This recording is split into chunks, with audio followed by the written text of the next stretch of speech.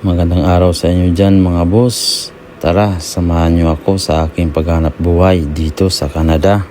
So ngayon mga boss, sa labas ang temperatura ay negative 16, feels like negative 27. Dahil may kasamang hangin, kaya naging negative 27. So grabe, sobrang lamig po yun mga boss. Kaya patong-patong yung suot kong damit dyan. Hindi lang 2 kundi 4 na patong ang suot natin dyan.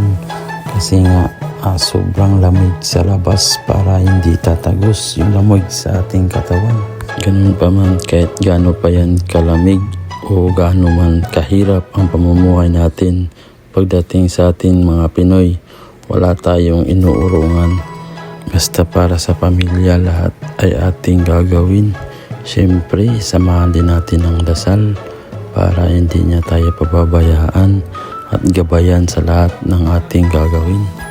Sa mga hindi pala nakakaalam, so ngayon pala ang unang buwan ng winter dito sa Canada.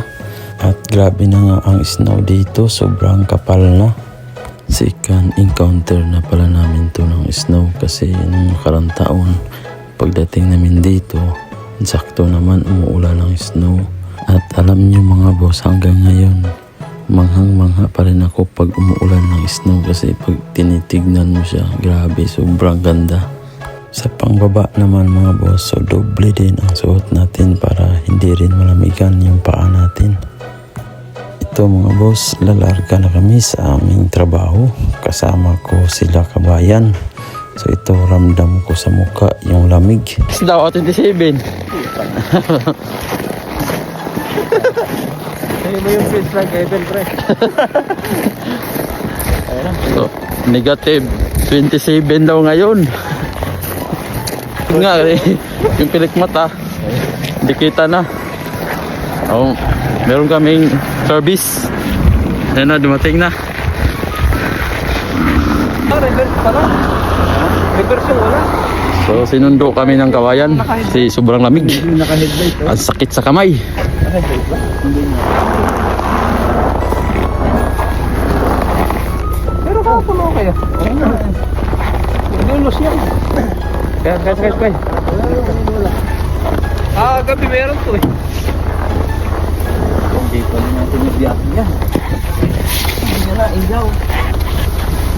Wala ko hindi ako. Wala lang. Gabi meron yan nung tao di ba? So dito dumating na kami sa aming pagtatrabahuan at naghahanda na kami kasi magbakbaka na ang mga kabayan. So hanggang dito na lang mga boss. See you sa next video natin. Maraming salamat sa panonood. God bless sa atin mga kabayan.